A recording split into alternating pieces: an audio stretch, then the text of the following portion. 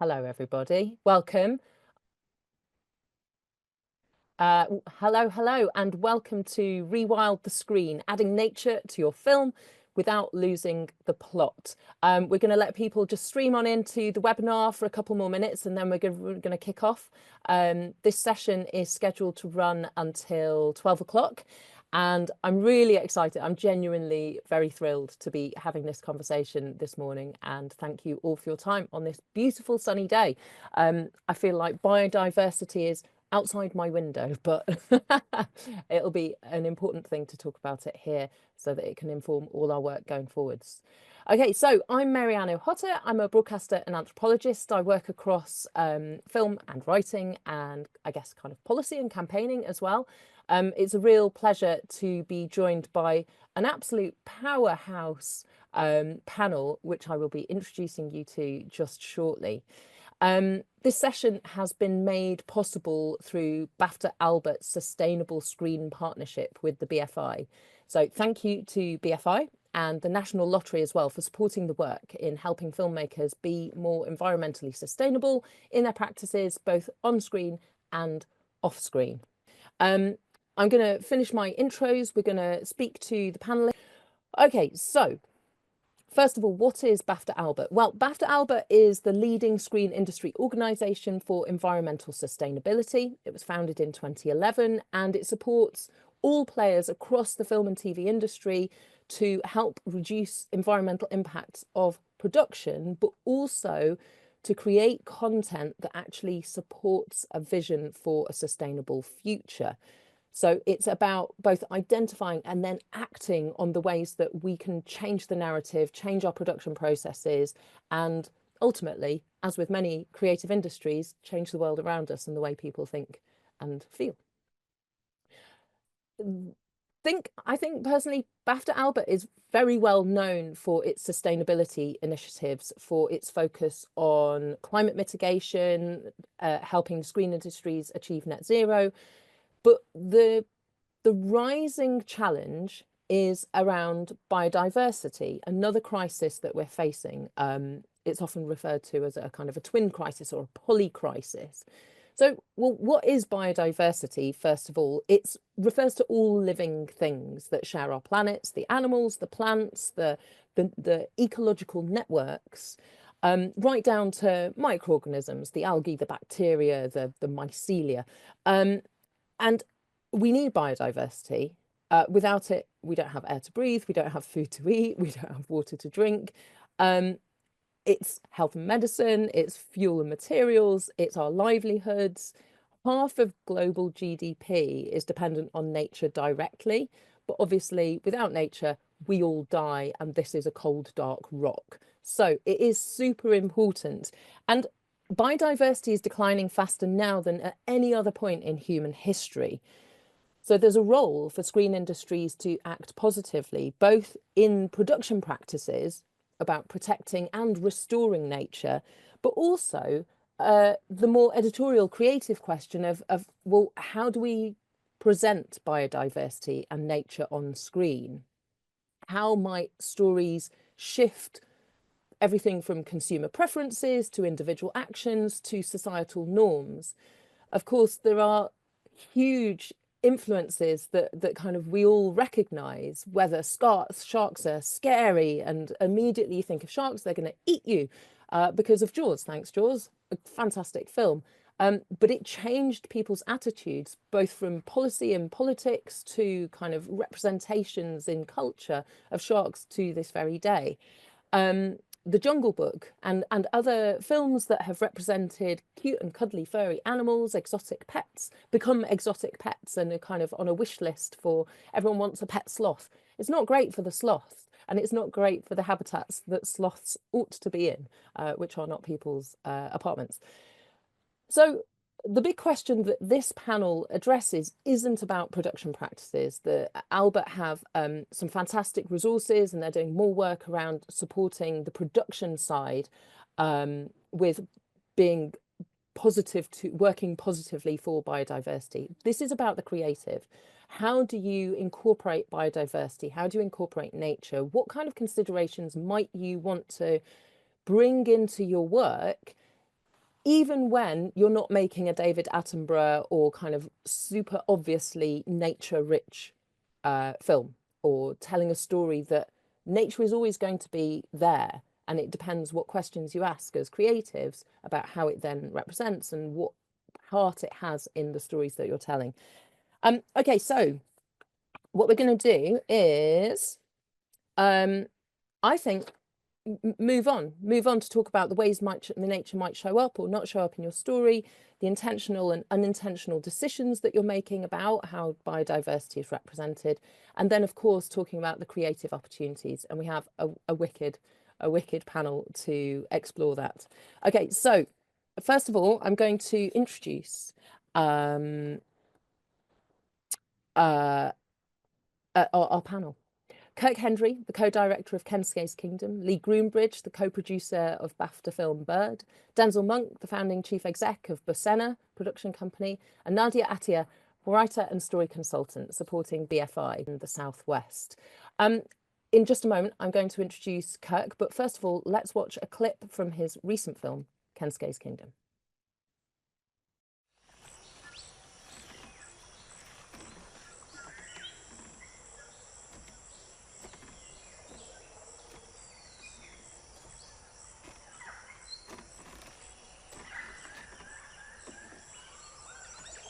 This place is amazing.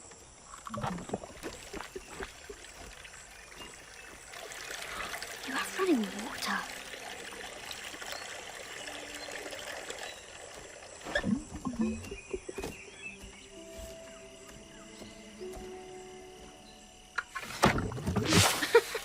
You have a shower? How can you have a shower? Oh my God!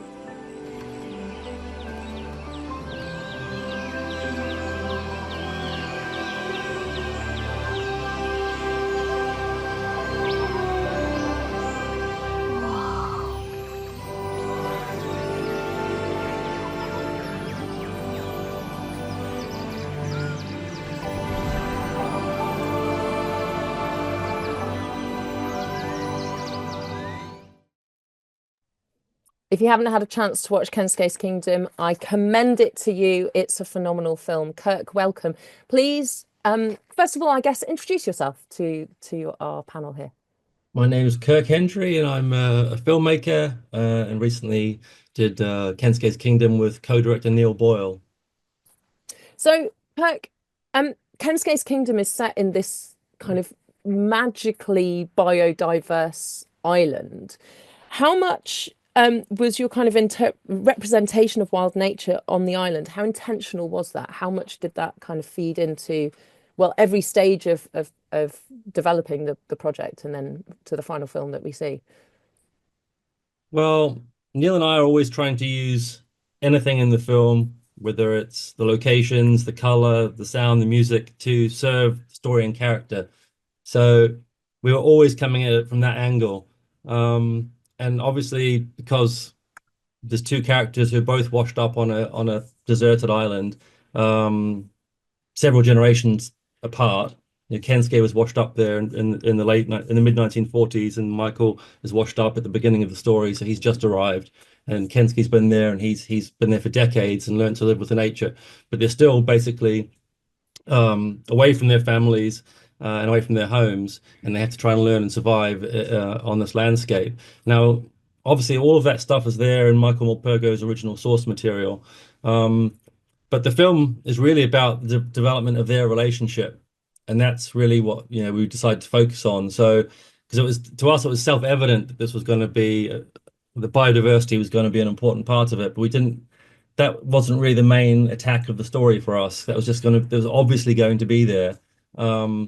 But we were really trying to always make sure that it served the development of their relationship. But our main angle on it was, the question of what is a family.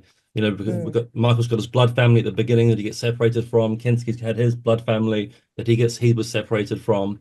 And then they find each other and have this found family. But then also Kensuke's got a found family of orangutans that are on the island. So. And then there's also the broader family of all the living things on the island. which is essentially a microcosm of the entire planet. So, our relationship to that biodiversity is a very important one, but it wasn't the main message of the story. But people did come out of the film, do come out of the film feeling the biodiversity and the ecological message. I think that's because we designed into all the wildlife, all the fauna, to have their own families. That was something we set up and paid off throughout the film, so that when the poachers Interesting. Okay. when the poachers turned up, 3/4 of the way through it as our main villains, when they take the animals off the island, they're not just randomly taking some animal you don't know. They're actually breaking families apart. So again, it was reiterating our main theme, but it made the audience connect with the animals a lot more, and therefore they felt that ecological message a lot stronger. But it didn't feel like it was being rammed down their throat, or it was hitting you with a sledgehammer. It was actually part of the family theme. So. And did you kind of have conversations about how to whether to kind of bleed the human and the non-human, or the kind of the idea of people as part of nature? I thought that the pet dog kind of does a lot of bridging as well, doesn't she? Because she's part of Michael's home family, but also naturalizes to the island very readily. Yeah, we always made sure that Stella was one step ahead of Michael on the island, that she had some instinctive thing that he didn't have. But in the book, Kensuke can speak a bit of English, so they can talk to each other. But Frank Cottrell Boyce, the screenwriter, realized it wouldn't be a much better idea if they couldn't have a shared language. So then Michael and Kensuke are in the same situation as all the animals on the island. Nobody can communicate through a spoken language, so you have to find another way to connect. And for us, between Michael and Kensuke, that was the illustration and artwork, but also, more importantly, I think, just spending time together doing things and being close. And that's the exact same thing that Kensuke's learned to do with the orangutans, that they try, eventually over time, they become to trust him and then enjoy his company.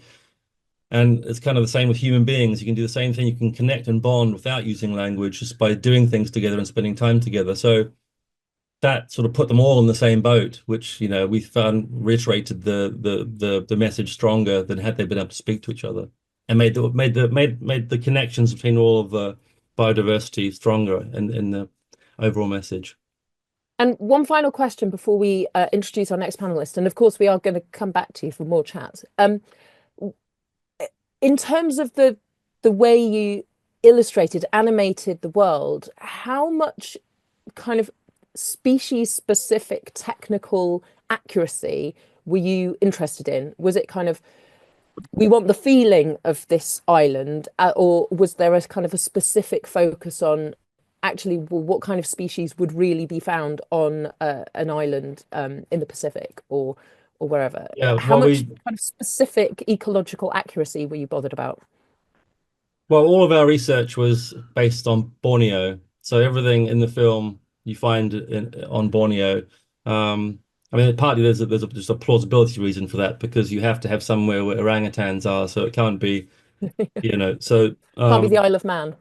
exactly. So all of our animators research in that area. But again, we were using all these things as a storytelling thing again. Like, when Michael first washes up on the island, and it's an alien place, and it's grey, and it's not golden sands and blue skies. It's all just very, very alien and cold.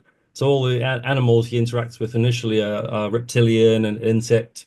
There's nothing warm and fuzzy yet, so it's all very a bit icky. And then as he sort of slowly learns to live on the island and survive, things become more colorful, more mammalian and furry and warm and fuzzy. So everything's serving that sort of character arc, really, in his psychological feeling. So, but that's because Neil and I, as storytellers, feel that's what you should do. You're always trying to use everything you've got to serve the character in the story, and I think the audience likes that. The plausibility level of things. They buy into the story, the way you're telling the story, and if you make it too obvious, I think they lose faith in your ability to tell the story, and they're out of the movie at that point. So, everything should be serving story and character if you can. So that's what we think, anyway. Yeah, well, I buy that. as an audience member. Okay, great. Thank you, Kirk. We're going to come back to you. But next, let's introduce our next panelist, Lee Groombridge, co-producer of Bird. Let's watch a clip first.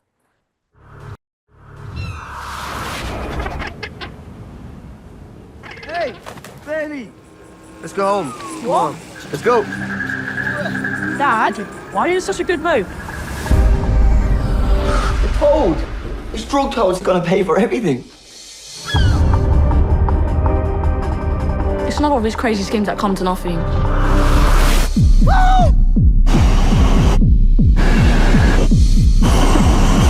I wanna come. Oh, you're not coming. Now go home.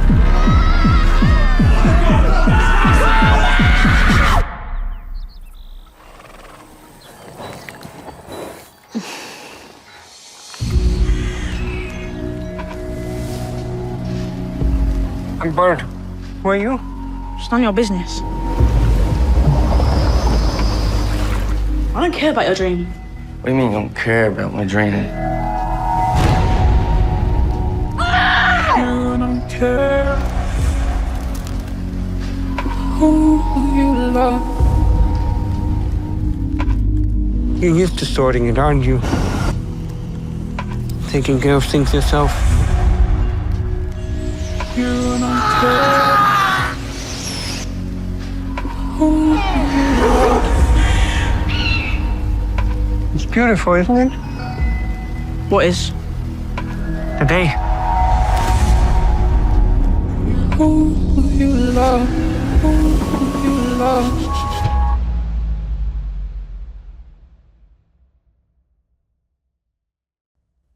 Oh, I loved Bird.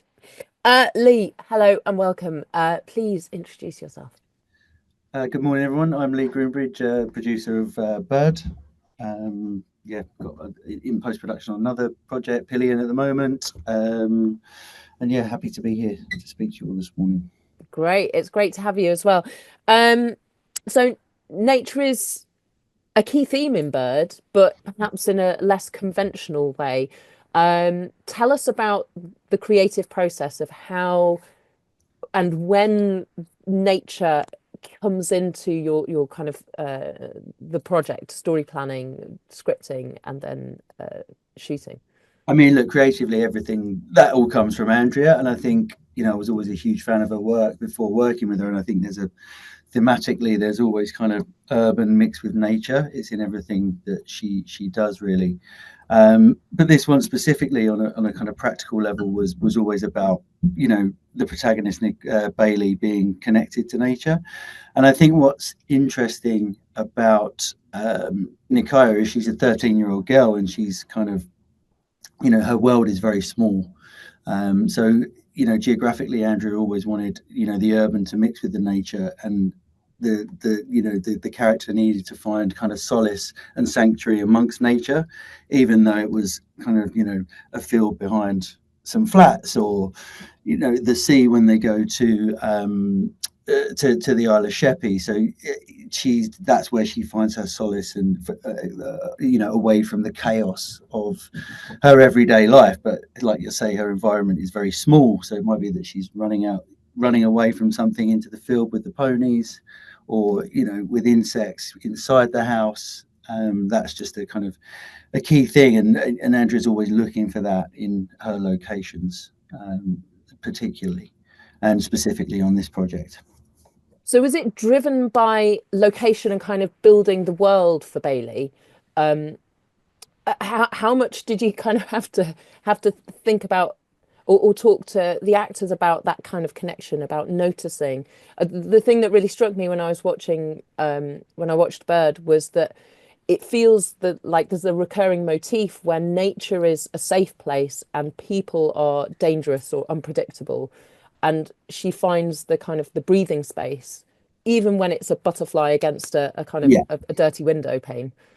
Yeah, I think that's a really interesting point, that it is a recurring motif. And as I say, it's the insects in the window, or it's swimming in the sea with the fishes, or, you know, amongst the horses. I think the horses is kind of the first time that you feel like there's this person that has this connection to nature.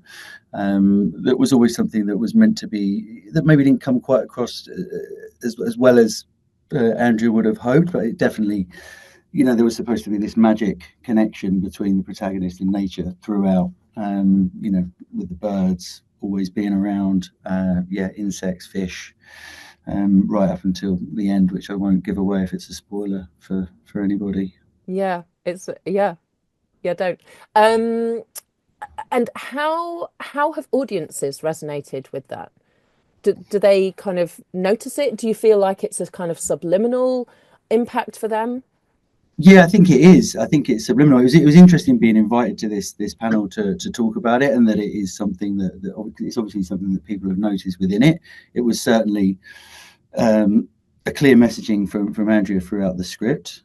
Before, as I say, I think there's certain areas where it landed probably better than others, but I think it's very clear that there is that line of the connection between the protagonist and nature throughout, and the other characters. And did you kind of I mean, so often when we think about biodiversity, we think about nature, we might think about a Borneo rainforest, or we might think about kind of green and pleasant bucolic. We don't necessarily think about the shitty bit, round the corner of Gravesend, or a buddleia growing out of a railway bridge. Do you feel like films like Bird invite new ways for us to think about our relationship with nature? That actually, was that part of your kind of creative thinking, or is that just kind of what Kirk was saying? If it doesn't serve the story, it's not my business. People can think what they like afterwards. Or did you kind of go, actually, if we had a whole generation of Baileys connecting with nature and finding beauty in those tiny little scuzzy corners, even when you're in a difficult urban situation, the world is going to be a better place. Those people are going to have better lives. Yeah, I think that's part of the genius of Andrea, is that she does find the beauty in sort of most things, and I don't want to say it's bleak, but I think there's definitely poetry in the way that she connects that urban with the nature element of it, and I think it's telling that wherever you live, you're never far from nature is ultimately what the film says. You can find beauty even if you're in a block of flats somewhere, and there's the green space. There's still going to be birds there, and I think that comes across very much in Bird, and it's got such a great sense of place. You've got the river there, you've got fields, and it is mixed amongst all of that kind of industry and council housing. And did you have those conversations about kind of people as part of nature, people and nature, or is that just written through the script? And I think it's written through the script, and it's a feeling. I mean, it's a bit simpler than that. I think it's just like, we would like these locations to be connected.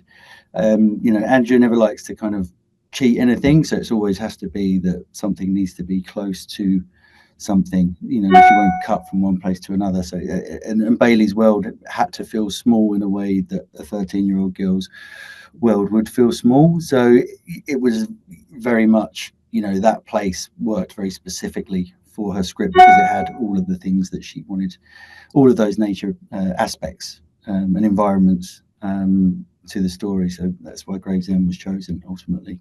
So it wasn't a film written about Gravesend. It was a film written about. It was written about the estuary for sure. That part, right? Okay. Yeah. I mean, some of the stuff that was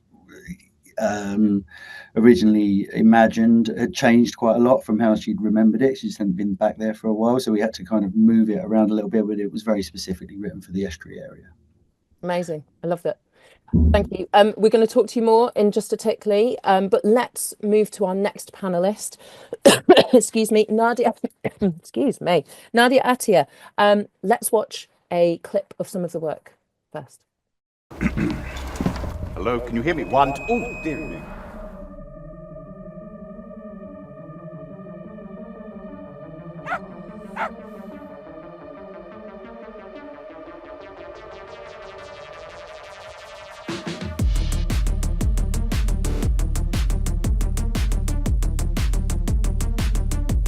Open wide, Sonny Jim. Bit heavy. Bit heavy.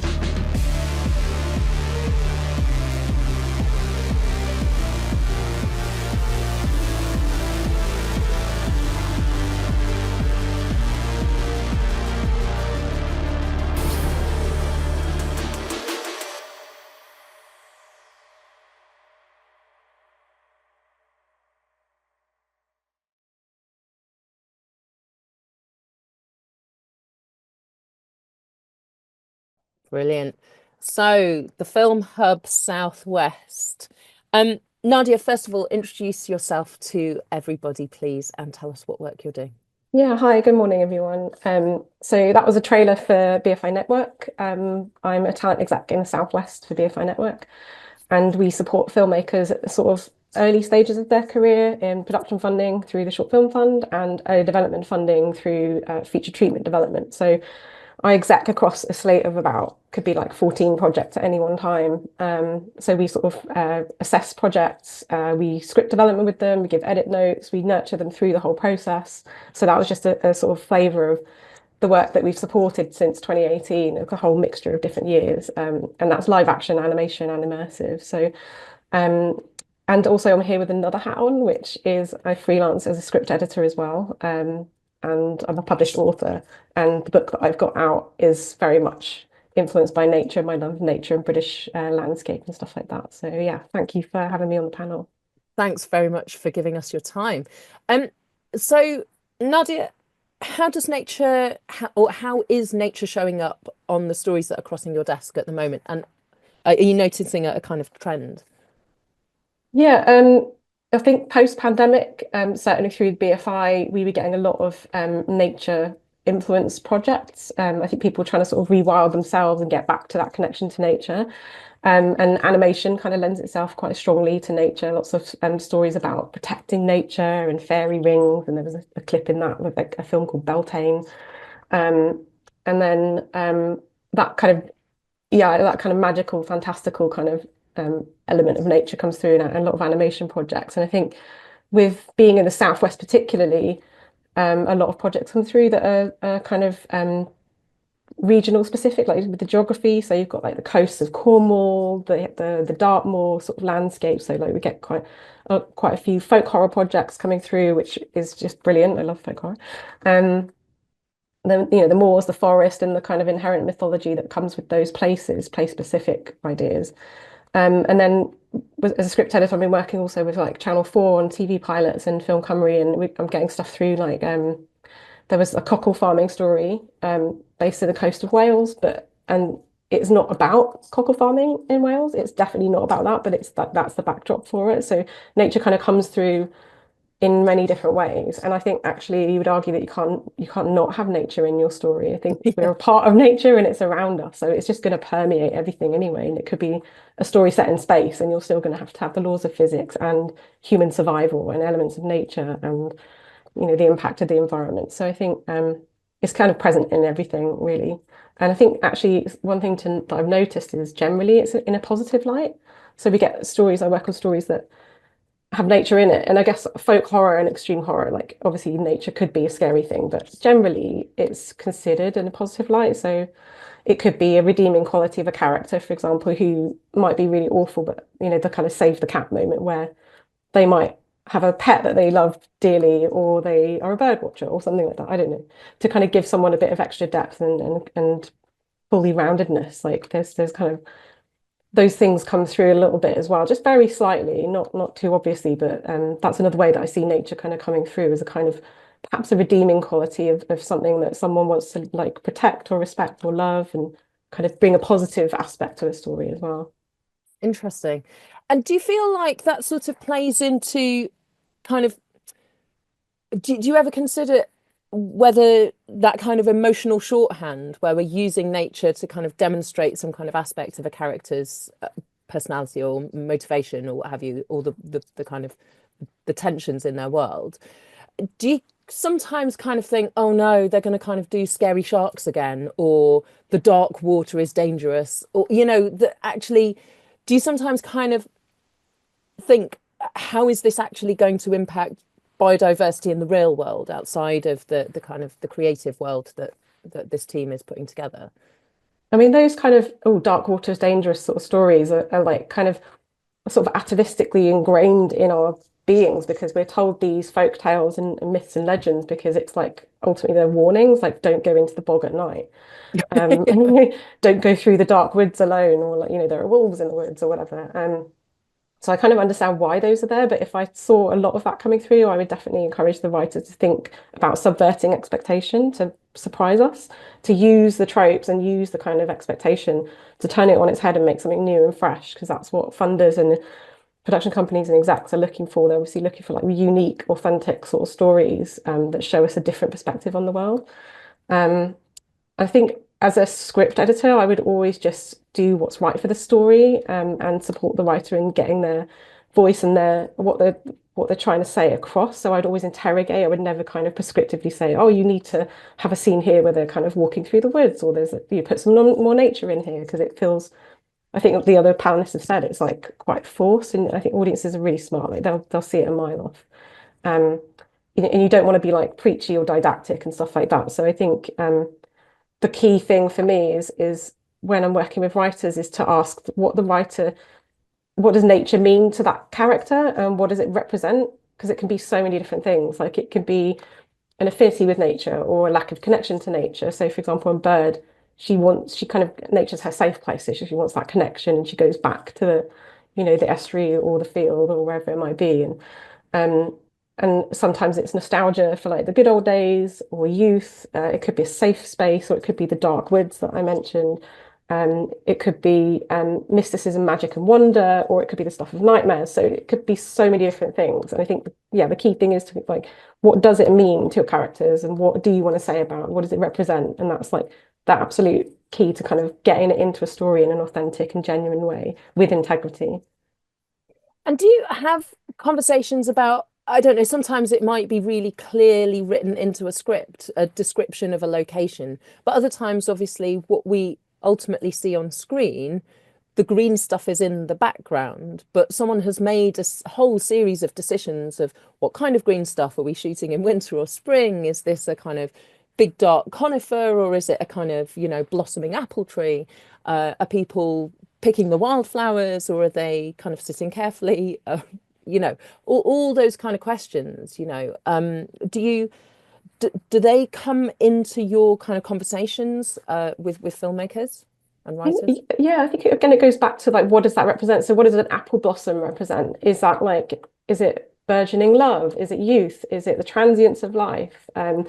Do you want that kind of pink tone in the background because that's a kind of a visual motif in your film, like the color pink? What does that represent? Blossoms falling, is that confetti? Is there like, associations with confetti? There's such a rich tapestry of possibility with nature as a tool for writers and storytellers. And also sort of thinking of like semiotics as well, it kind of touches on that. It's like, it can add poignancy, it can add subtext, like all these kind of meanings that you get from all these kind of signifiers around visually. And I think even if a writer hasn't necessarily put it on the page in the first few drafts, like it'll get to like the director's pass and somebody's going to add in a scene, a moment where it's like a GV and it's like, here's the town from the top of a hill, or here's, the weather changing, or, here's a storm brewing or something. And that acts also as a buffer or a moment of pause in the story. So if you had like a really climactic, amazing moment, and then you kind of want the audience to have a bit of take a breath and like process it, those kind of things do get added into the edit and added into the script naturally. It's just, there's so many different functions of nature that you can put in a story without beating someone over the head with it, and thinking subtly and poignantly about little moments and characters interacting in that world and that environment. It could be as tiny as like a little dandelion seed landing in someone's hair and somebody plucking that out, and the audience might read into that so many different things and think like, wow, that was such a beautiful moment. It wasn't even talked about. It could be as tiny as that, but it could also have a lot of weight and emotional impact.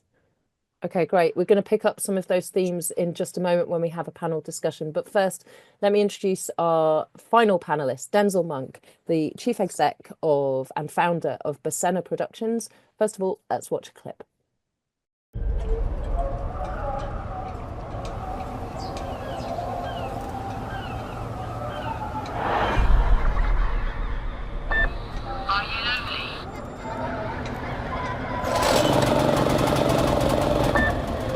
Not really.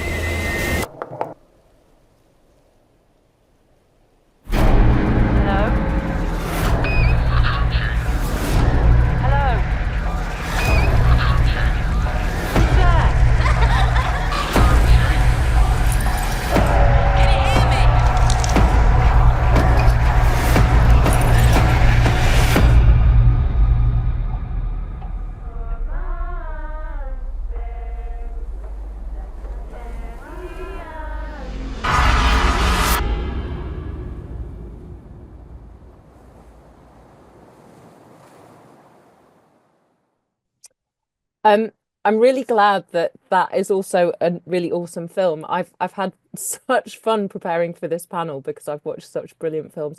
And Ismain will stay with you for weeks. I'll tell you that for sure. Denzel, thank you so much. First of all, please introduce yourself. Hello, my name is Denzel Monk. I'm a producer and founder of Basena. The clip you just seen, Ennis Main, was the first feature that we produced through Basena a few years ago. We've made several more since, including a feature documentary, which was much more on the nose, a climate change film.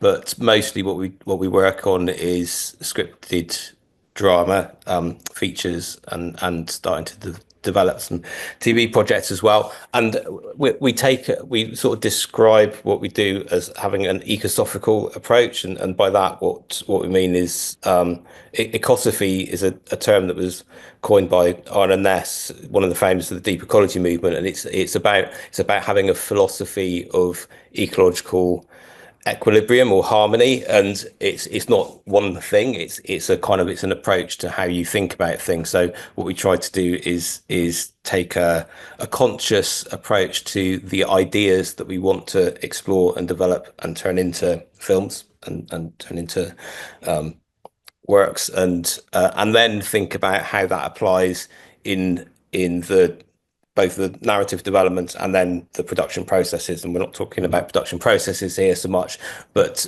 thinking about all of those details through script development, through production, and right through into the edit. We're in post-production with Mark's next film, Rose of Nevada, at the moment. And just yesterday we were in the mix, just making tiny little tweaks to the sound design and there's a moment there on a cliff top. I'm not going to give anything away about the film, but there's a moment on a cliff top, and just talking about kind of how much insect noise there is at that particular period in time compared to another period in time. Just sort of those kind of subtle things which you would never be conscious of as an audience watching it, but maybe sort of pick up those pieces, I think are really interesting and important, and they happen.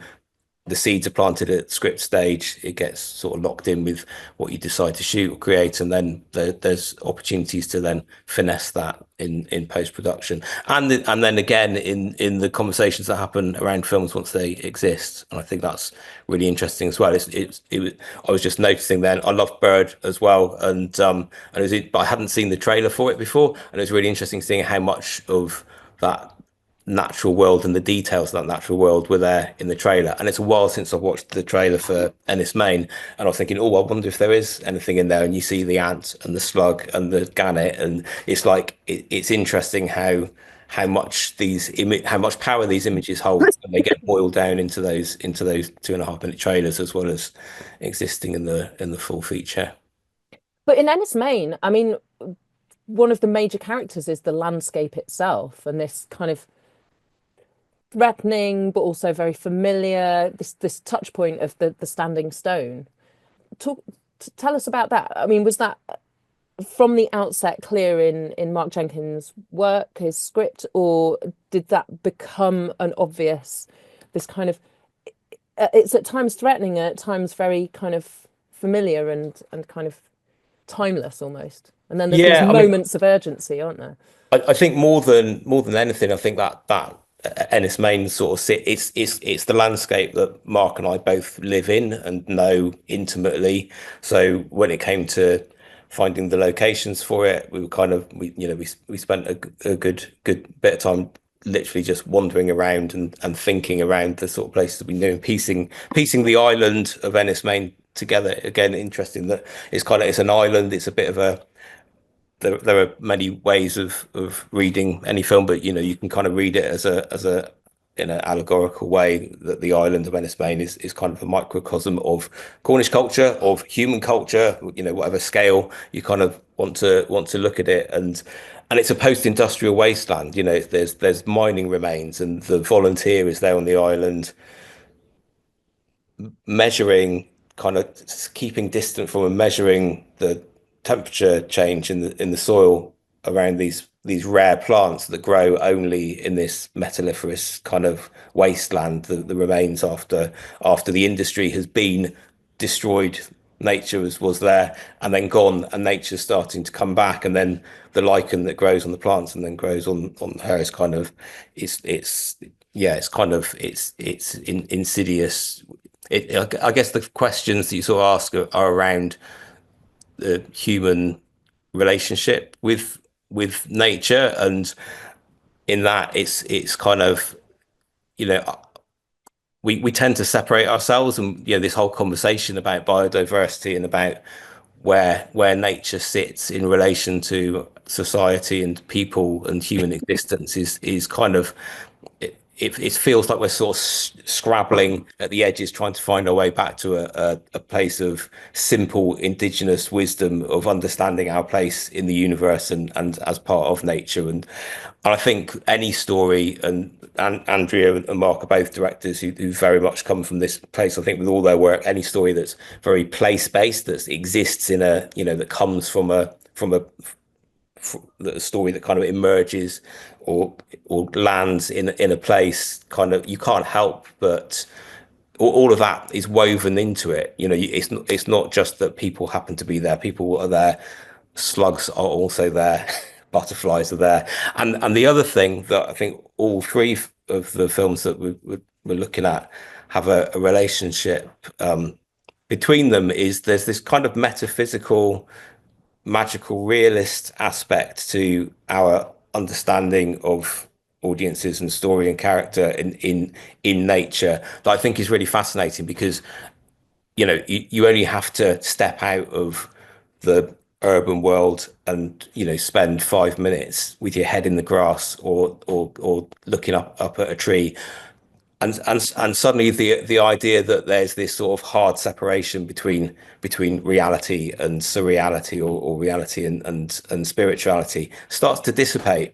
And then you spend, you know, maybe several decades in Kensuke's kingdom and those separations are completely gone, and you're back to a more natural way of perceiving the world. That's brilliant. I think that's a moment to invite all panelists to unmute themselves, and we can sort of broaden this out into a wider conversation. Lee, I saw you nodding along. And just a reminder, you just articulated that very, very well. Said some things that I should have said. I just thought that was brilliant. Well, that's all right. This is a team effort. Just a reminder to audience members, please do put your questions in the Q&A. We're going to come to those shortly. But I mean, there was a comment in the Q&A boxes just a moment ago, sort of saying, is it sad that we're talking about nature as a tool for filmmakers? And Denzel, I guess that touches on what you were saying just then, that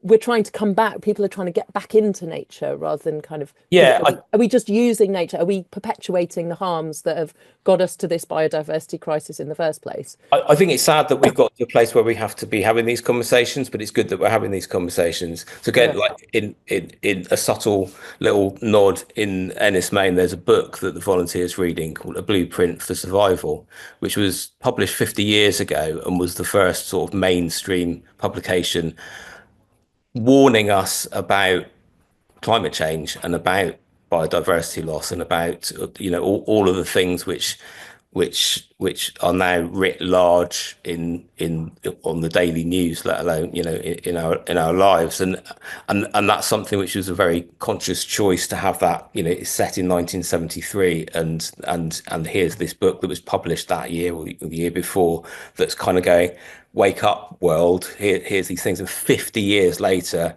we're having the same conversation and the same voices are still falling on stony ground in a lot of in many political arenas and in a lot of people's lives and a lot of industry. And it's like we have got a responsibility as storytellers. We make choices about what stories we bring to life, that we bring to the screen, that we share with the world. You know, writers, directors, producers, and commissioners, execs, financiers. I think there is a real responsibility about the decisions we make, about the kinds of things that we orate and explore, and the dialogue that we have around that. And it can't be didactic. It can't be hitting people with a stick. That doesn't do any good. That's not how communication works. But when you look at kind of all the post-apocalyptic kind of visions of how we get to. It's like there's very few visions of a world that gets better, and I think that's maybe a bit of a problem.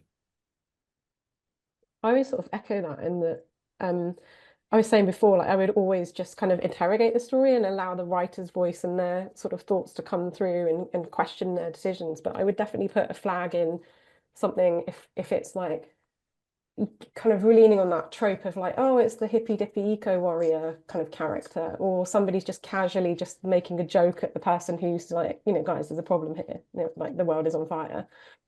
Because those kind of casual throwaway things, they build up across TV series, across films, and then it becomes normalized. And then I think that is quite damaging. So I definitely, things like that, I would definitely interrogate the writer and be like, are you sure you actually, what are you saying here? And what, you know, is this your intention?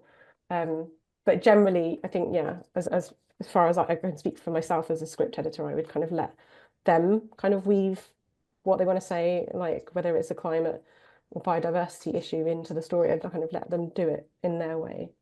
But yeah, things should be flagged as kind of potentially harmful as well. Do you feel like there's a kind of scope to change perceptions of nature? And I guess, you know, the title of this whole webinar is kind of incorporating biodiversity without losing the plot. What for people who are in the audience or watching the recording of this, kind of thinking, my story's got nothing to do with nature. Don't go telling me that I need to be some biodiversity warrior. What would you say? Because I guess if we've got a kind of a generation of filmmakers who are less nature connected than perhaps people were a generation or two ago, saying, well, I have no connection myself with these landscapes. I don't know what the potentials are in these landscapes creatively. How do people kind of find their way into what the possibilities are? I think I would counter that and say, how can you consider yourself to not be connected to nature when you are part of nature? And maybe the part of the issue is that we see nature as these beautiful landscapes, something in the distance, something which is kind of over there, and that you need to be careful not to touch it, or you might destroy it, or it's not for you. And actually, you know, it's like biodiversity, maybe focusing on that and the narratives around biodiversity and our understanding of biodiversity is the thing we should be doing, but you know, as a better, maybe a better tool than talking about carbon, and which is such an abstract concept for people to think about, and net zero, which all becomes very accounting based. And you know, like these things are important, but biodiversity is something you go, well, have you ever encountered a plant? You know, I've got flies buzzing around my face here, but they've come to join in the biodiversity session. It's like you can't be disconnected from nature. You are nature. You know, you're made up of multiple organisms. It's like everything is living. If you're breathing, it's living. So I would say maybe just look at the minutiae rather than the large landscapes. Lee, Kirk, with your most recent projects, but I guess also the work that that is current for you at the moment, how much do you kind of have those considerations about meeting the audience where they're at or changing perceptions? Kirk, one of the things that struck me watching Kensuke's Kingdom, when Michael, the little boy, first gets washed up onto the island, he's kind of in and out of consciousness, and then the tide comes in. And because I was kind of had this panel in mind, I was thinking, I wonder how many audience members know about the tides. I mean, there's going to be some people watching the movie who don't know that a beach will shrink at high tide and then the water will go away again. And I thought, did you have that conversation, or did you go, people will get it because they're kind of in the story? It'll become self-explanatory. I've never considered that, and okay. You're probably right. I mean, I grew up near a beach in New Zealand, so obviously it was sort of very obvious to me from a very young age. But perhaps there are urban kids who have never experienced that. But having said that, even the Thames going through the centre of London, goes up and down. I think you'd hope to think that most people would know that there's a tidal effect on things. And did you think were there kind of points where you thought, even though this is accurate to how nature works, the audience might not understand what's going on here. No, never considered that. Right, okay. And Lee, for the making of Bird, did that relationship with how have audiences responded to the kind of representations of nature? Or did the actors respond? Oh yeah, I think the actors very much did, for sure. There was very rarely a day that we weren't. I think the nature of being a location shoot, you're amongst it, right? So I think it was very much so, and I think that audiences have definitely responded to it in a kind of positive way. That's cool. Okay, so I guess the next question is, how much do you think funders are interested in nature and biodiversity? Do you think there's a kind of a project that has strong representation of the natural world? Is that landing as a kind of a positive, a turn off? Is it kind of neutral? Nadia? I think it's definitely a positive. Like, I can only speak for myself when I'm kind of assessing lots of projects that come through, but I would always go story first. I would look at the strength of the story and the strength of the writing, because that's ultimately what everything is kind of pinned on. But with, for example, the BFI, one of their core funding priorities is sustainability, and that goes for what's in front of the camera as well as behind the camera, so on the page and in the pre-production, the planning and stuff.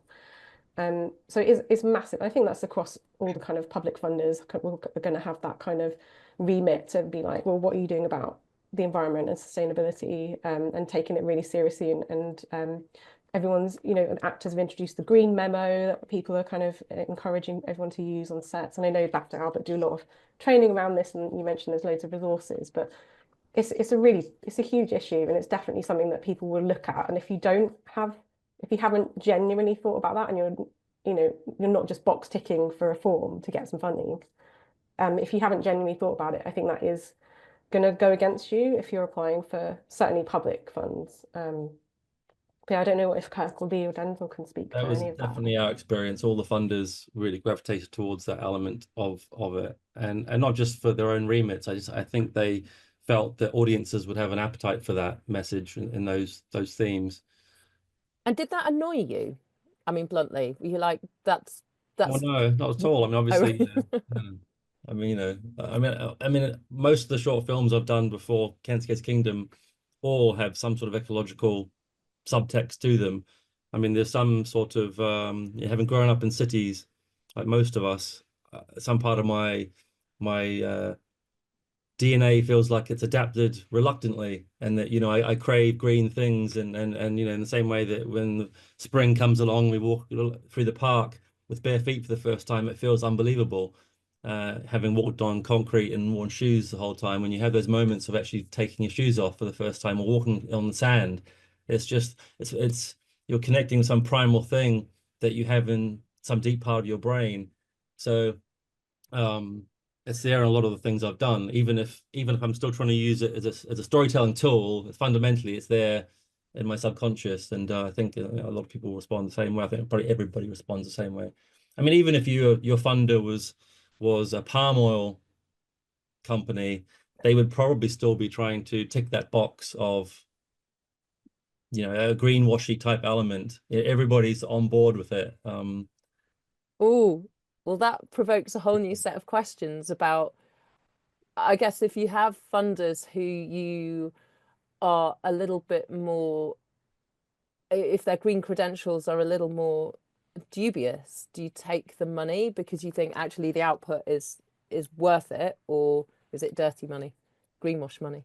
Gosh, that's a very good question. I think you just have to draw a line based on the information that you have and who you are and where you're at and who you're considering. I don't think there's a clear-cut answer for that, although I do think that there are some pretty clear lines that we should all be drawing about, where things are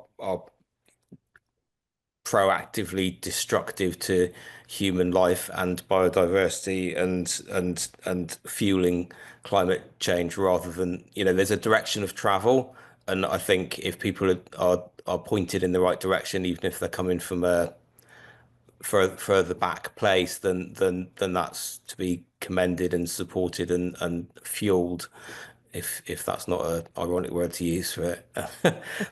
But if yeah, I mean, certainly for ourselves, if we would think long and hard about who our investors are and will be, and actually are, you know, we haven't yet, we're still quite a young company, we haven't yet got a written policy about that, but we're on the path to becoming a B Corp, and part of that is putting into formal policy form kind of decisions like that. And, you know, so a tobacco manufacturer, arms dealer, you know, that is money that we would not touch. And does that influence the stories that you're interested in creating as well? Absolutely not. The stories are the writer and director led, and we protect that from everybody. You know, that's kind of, otherwise what's the point? Okay. Yeah. Marianne, going back to what you're saying about some people might sort of think like, oh, I'm going to have to kind of get nature or biodiversity into my story. When I was kind of thinking about this session, I kind of found an article in the Hollywood Reporter. I wonder if this is interesting to everyone, but 2024, that flagged a study of movies that mention climate change, and it found of the 250 movies that they earned on average 8% more at the box office if they mentioned climate change, because it was kind of a bit like the BAFTA test.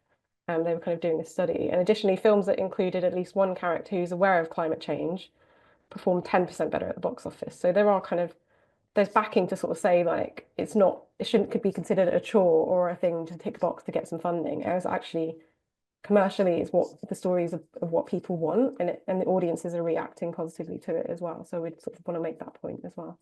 Yeah, that's a really valid point. Thank you. One of the questions that's come in from the audience from Sharon Burrell, Hag Films, she says, climate-aware script development. We've been challenged a few times now by producers and investors along the lines of, how do you know this is going to make any difference? What's the evidence?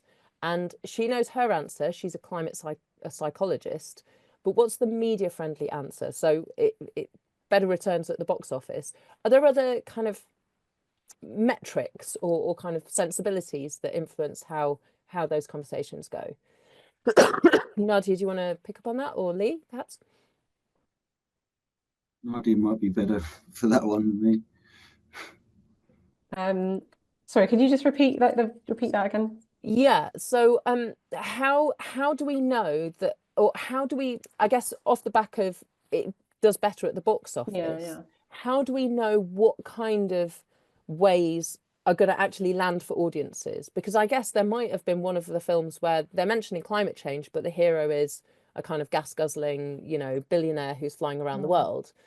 I think it's about seeing what other people are doing and what's landing well, but also kind of reading the room is the same kind of, like, I know, you know, the James Bond jetting around the world, fast cars, like posh hotels and things. It's kind of like glamorizing that kind of lifestyle, and it works in that kind of stylized thriller sort of sense. But a lot of audiences these days are kind of also thinking, well, I can't afford this, and you know, the world is burning around me, and like things are going down the pan. So this doesn't, they don't see themselves on the screen. And I think that's the thing, like you kind of want to see stories that have meaningful impact to you. Like it could be set on an island in animation, like set on an island in like Borneo, but you know, it has universal themes, as in like, you know, this is life sustaining stuff, and we need to kind of protect it and understand that we are all part of a bigger whole. And it's also touching on the family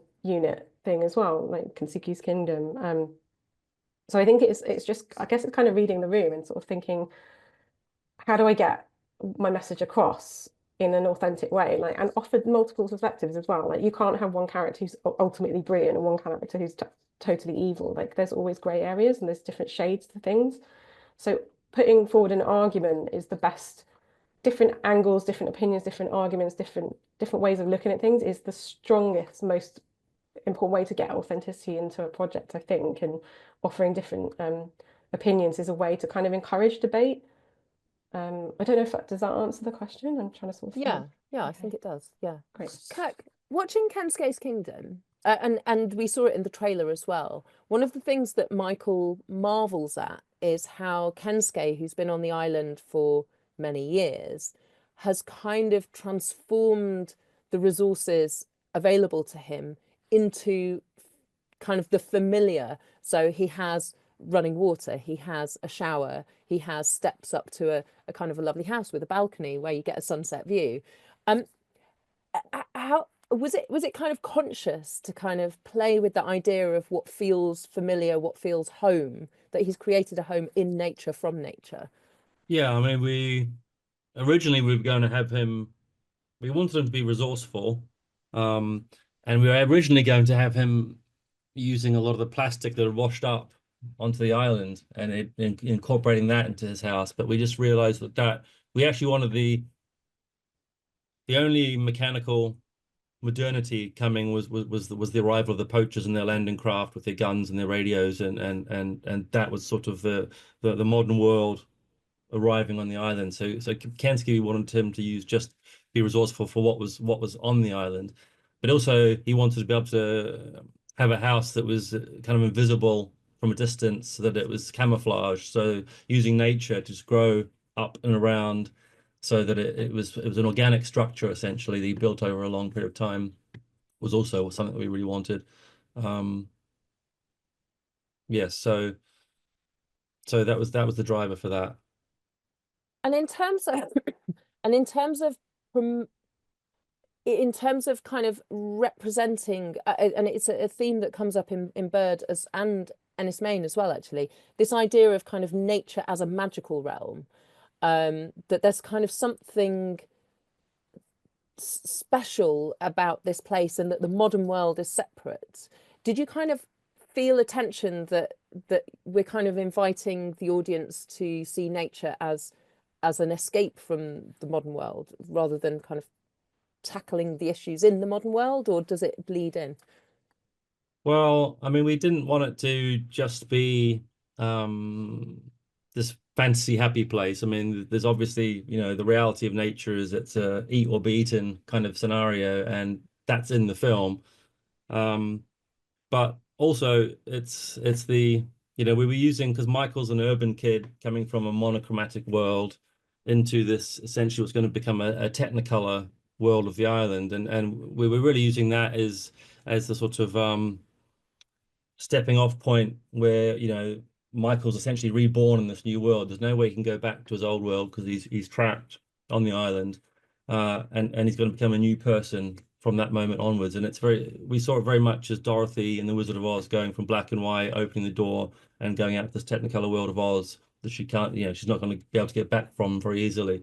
So, but it's that sort of, and we wanted to bring the audience with Michael on that experience. So the island had to have enough detail, more detail than you probably normally get in an illustrated movie, so that the audience goes on that same transformative journey that Michael does. So, nature, the island was essentially a character in the film, and that was a conscious decision from the beginning. Yeah, right. You hear that a lot, don't you? Like the landscape is a character in the film, and it's true. That's another way to effortlessly have nature in your projects as well. Like it's such a key part of some films and projects. The thread that I like most in Kensuke's Kingdom, the thing that stayed with me is the beetle, the leaf beetle with its eggs that you see protecting them from the rain to start with, and then an ant or something comes to try to steal them and it's like batting them away, and that's kind of like everything. It's like that's exactly what you're saying, Kirk, about that there's danger inherent within nature, and then this foot just goes slam, and when the poachers arrive and destroys the entire ecosystem of that in one fell sweep. I felt like that kind of said it all. Yeah. Yeah. We thought, can we get the audience to care for all of these disparate creatures? Can we get them to care for some bugs? Will the audience care for some bugs? Yeah. And it seems they do. So that was a very satisfying thing when that worked. A question from Maddie Wilson, who's works at BAFTA Albert. She's interested to know what the panel thinks about what has a greater impact in biodiversity storytelling, highlighting crisis and loss, or inspiring with hope and solutions, and how should storytellers balance the two? Lee, was that something that kind of came into consideration for? Oh, we keep hearing your notifications. That's okay. Did that come up in Bird? Kind of that nature could have been, or elements of the natural world could have been taken from Bailey, and that there was a kind of loss rather than something that she found or was drawn to her. I think the nature offers hope ultimately in the story, and I think I touched on it earlier of that motif that it was always with Bailey chaos, followed by her seeking sanctuary amongst nature. That's very much the recurring theme throughout it, and I think that it's the latter for me that it kind of offers, by offering hope and showing it in the way that it is in Bird is a good way of expressing that to audiences. And do we think that panelists, how do we express the urgent need for change? So do you have a role in kind of saying, look, the biodiversity equivalent of the world is burning, nature is dying, we all need to act on this? Because we've kind of talked about nature woven into the fabric of filmmaking, but do you feel like we have an appetite or a responsibility to be telling more urgent nature-based stories? I think there's an inherent danger in it's a bit of a paradox, because yes, it's the short answer, but also there's an inherent danger in trying to do that. Like how do you do that? Because the what you're talking about is how do you get somebody to sit in a dark room for 90 minutes and come out and change their life and do something different? It's like that kind of that's the if you're talking about impact coming off the back of it, what is the film going to leave them with that actually changes, that lingers with them long enough to change their behavior, to change the way that they think about things? And that's when you talk about a big issue like climate change, biodiversity loss, there's a real inherent danger that people feel like it's too big. I can't. What can I do? What difference am I going to make? That kind of like that sense of impossibility. And I think so. To answer the kind of the original question there, I think when you've got things that highlight the problems, I don't think there's very few people who aren't aware of the problems. It's like we're acutely aware of all the problems. I think if you just highlight problems, then that is the least motivating thing for an audience to take away. You might feel even more depressed at the end of watching the film than you did at the beginning. But yeah, what's the point of that? What's the purpose of it? Equally, if it's like, here's the solution, guys, this is what you need to go and do, that can feel really didactic and therefore has the opposite effect. So I think it comes back to what Kirk said at the beginning. It's about great characters and great stories. If you resonate with if you feel empathy with a character and you put yourself in their shoes and you go on a journey with them, then that stays with you. That feeling stays with you. I don't know if it's within our, I don't know how you would measure it for starters, but I don't know whether it's within our remit to kind of go, this is the change that we're trying to do. I think there's impact producers and people can kind of track audiences and measure that in the same way that people measure audiences for everything else. But I don't think that should. I'm really, really wary personally of any amount of audience data, demographic information, or even impact change kind of science getting too involved in the genesis of stories and characters, because actually good storytelling impacts on people. And if it's a good story that is resonant with the world that we live in, how can it not be about climate change and biodiversity and being better human beings, being more responsible to the people and more than human world around us? All good stories do that, always have done and always will do. So actually I would say the answer to that is let's just give filmmakers more freedom to tell the stories they want to tell and stop trying to engineer it, is what I would say. I'd agree with that. And I would also add to the answer, my answer to that question would be that you need both. You need, I mean, if you imagined Kensuke's kingdom without the poachers and it's just Michael and Kensuke living in harmony on the island, it's nice, but there's no immediate threat and there's no stakes. And if you look at probably the biggest film ever with an ecological message, something like, Avatar 1, would that movie be as gripping for the audience if they didn't fell home tree over that very long sequence where they destroyed the home? It wouldn't work the same way. So you need to have somebody showing the immediate peril, the immediate peril that we're doing, even if it's on a planet far away, and then show whatever the counter movement to that is, which is care and love, essentially. And so those two things contrast is what drama is all about, and stakes, and you need the stakes to be rising all the time to engage the audience. And so yeah, well told stories with those messages and with really strong, powerful imagery. I mean, that's the thing. If you think back to kind of the images that stay with you from childhood and things, it's like they have such power in molding who you become. Like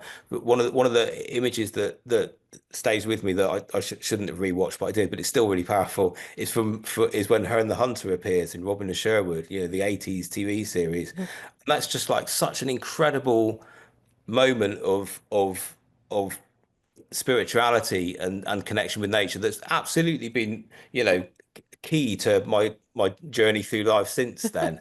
But it's kind of, but that's one image, that's one striking moment of beautifully composed, kind of incredible music. Just it's a great piece of TV, and those great moments in TV and cinema, what resonates with us. Yes, Bambi's mother being shot is still tops out the most. I didn't see that until I was in my 20s. I didn't see it as a child. I saw it in my 20s, probably the height of my cynicism, and it kind of blew my mind that something could be so powerful. The moment after she's shot and Bambi's is walking around saying "mother," I mean, it's just unbelievably heartbreaking. And it's very, very short and very simple. You'd never get that in a Disney film today, but in the 1940s they were doing that kind of thing, and it's still a high watermark for ecological messaging and man's influence on nature. Denzel, you mentioned earlier that the production that you're working on at the moment, you were talking about sound design and what insects would have sounded like, some time in the past. I watched A Man for All Seasons quite recently, and there was this exterior scene where two people are talking to each other sitting in a garden, but obviously it's in late 1500s England, and the bird song is deafening. Now it might partly be because of 1970s mics or 1960s mics, of course, and like just the sound technology for capturing the dialogue sound, but also I just thought it struck me as odd. As an audience, it kind of shook me out of the story, because it just sounded like birds don't sound like that anymore, because we have far fewer of them, because we're in a biodiversity crisis. How much for all of you, I guess, does the sound design impact? Because that's one of the other ways of bringing nature into, or making decisions, isn't it? Whether you're doing it intentionally or unintentionally, there's certain decisions that are being made about what the world sounds like, whether it's buzzy with insects, whether it's loud with birds, whether it's dead silent, whether you can hear the mist rising from the water. It's absolutely essential. It's kind of, and it's it's as essential as the image. I mean, with Mark, we shoot silently, so it is much like animation. It's entirely constructed, so every layer is a conscious decision, and because it is a conscious decision, then you have to think about it. It's not, there's no bed of reality that you're starting from. But even if you are, you still go through that process in post, and you kind of I think it's interesting. We've got a project that's set in the future, in a kind of a rewilded future, that we're thinking hard about how we construct that visually, but even more so orally, how we kind of create that universe, that world that these largely forested and kind of, so it's not about what you can see, because what you can see is, you know, not very, there's no great landscape shots or anything like that. So it is much more about that soundscape and what builds up. And I think it's kind of, it's where a lot of the emotion lies in your watching and your experiencing of a film as well. So it's essential. Lee, did you have thoughts on that? Yeah, I mean, you know, specifically on Bird, our supervising sound editor, Nick Becker, he's amazing. And he would go to every single location on his own and just pick up Foley, not use any artificial sounds, because Andrew really doesn't like sort of anything artificial. So, yeah, as I say, every location he just spend, you know, time out, whether that's the seaside or just in the environment outside of the main location, wherever it might be. He's just there picking up real sounds. You know, dogs barking, birds tweeting, whatever it might be, that he's then bedding into the overall sound design of the film. The silent flapping of a butterfly's wing. Exactly. Yeah. Yeah. But it is as important as the image, for sure. And then when you're kind of editing, how do you get the sense of like how much is enough or how much is too much? Like where you layer in those sounds to kind of create the emotion. Again, it depends on, you know, you're using it as a storytelling tool. So the story is telling you, the story and the characters are telling you what they need. And I mean, you know, in one sense, most of the island exists off camera. So you're using sound design to fill in that off-camera world, especially on an island like we had, but also, you know, using it as a storytelling tool. So once the poachers had been on the island and we had all the bird song go away, so the island was kind of dead, and that Michael was trying to get the orangutans down from the tree in the glade ceremony, and the only sound in the glade at that point is the running water, because the animals the animals no longer trust the humans, and Michael's a human, so he's got to earn their trust again. And he's gone back to square one. So again, it's just a storytelling tool, but those kind of things the audience don't notice it, but they subconsciously feel it.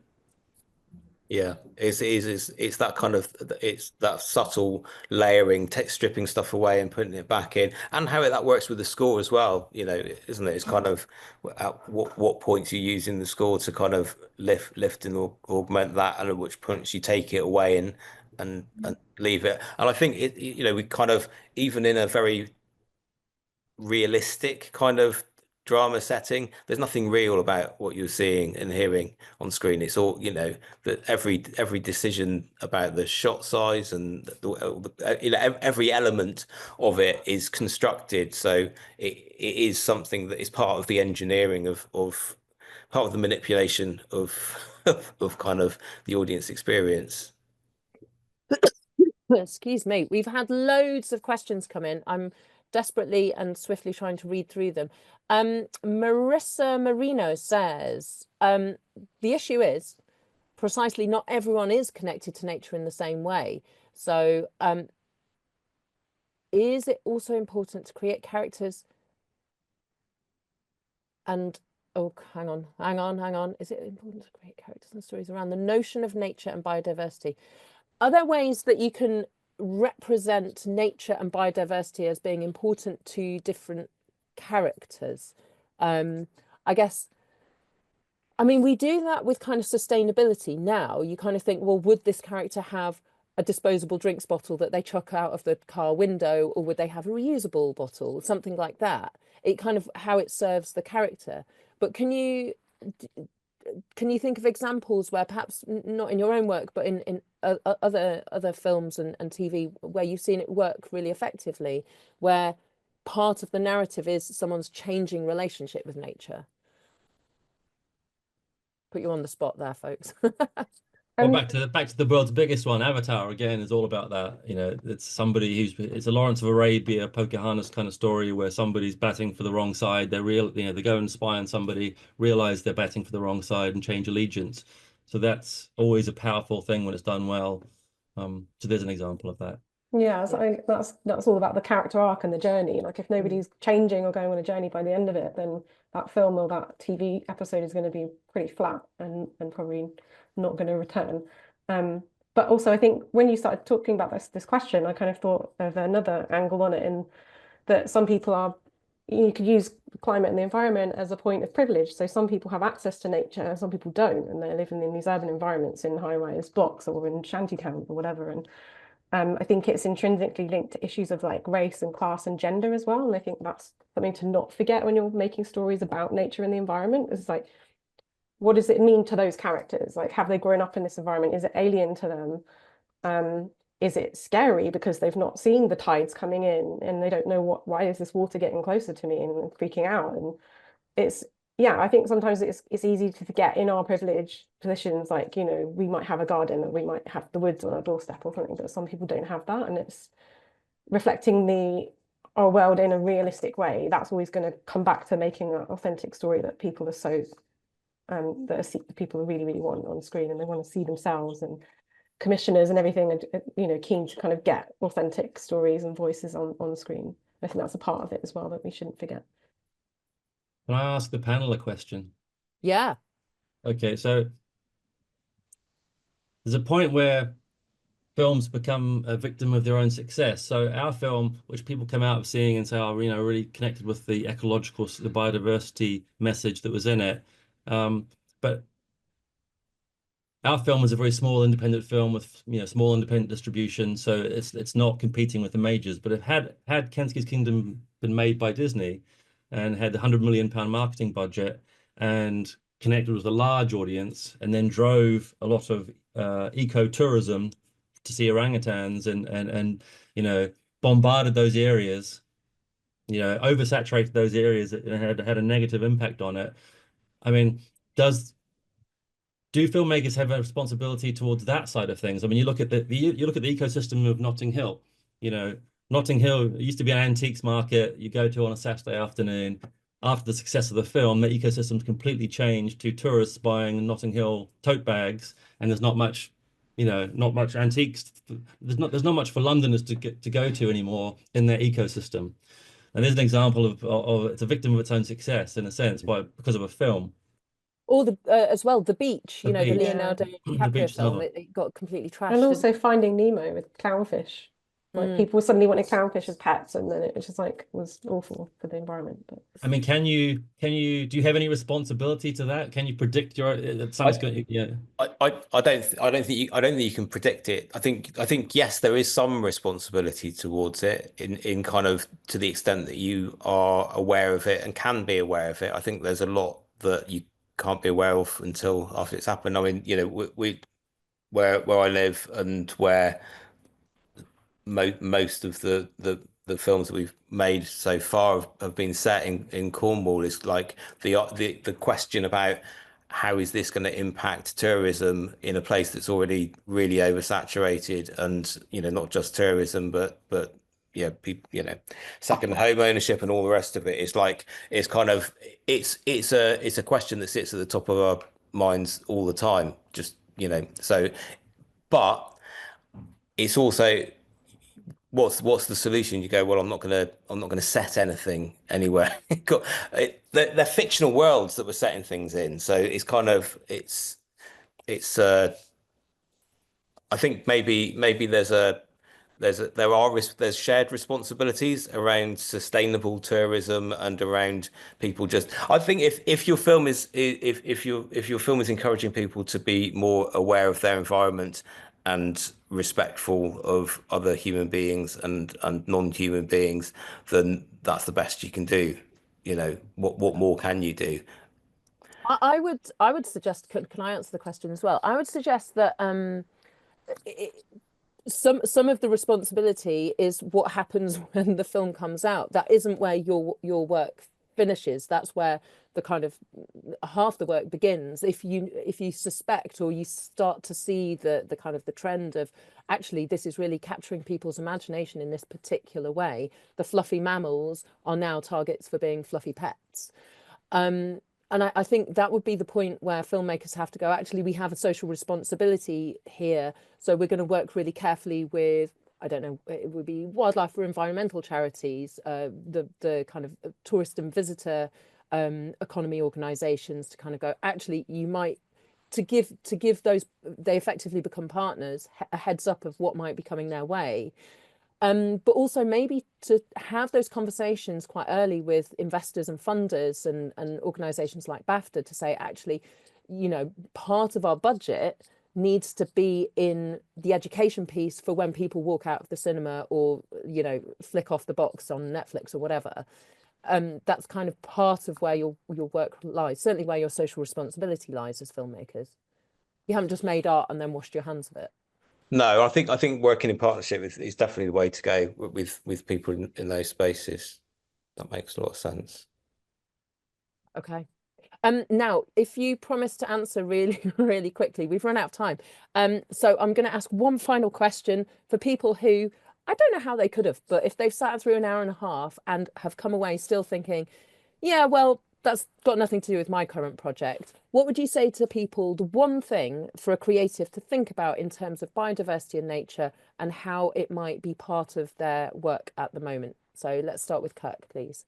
A kind of one. Well, my philosophies is I share with Denzel that, you know, we are just fundamentally part of biodiversity. We are biodiversity, so it's in your story anyway. You know, and I mean, you can find ways to bring that out. But I mean, fundamentally, any story is about biodiversity. Okay, So, great. you know, Lee. you're never not making a biodiversity story. Lee, what would the one question you would suggest creatives should ask themselves?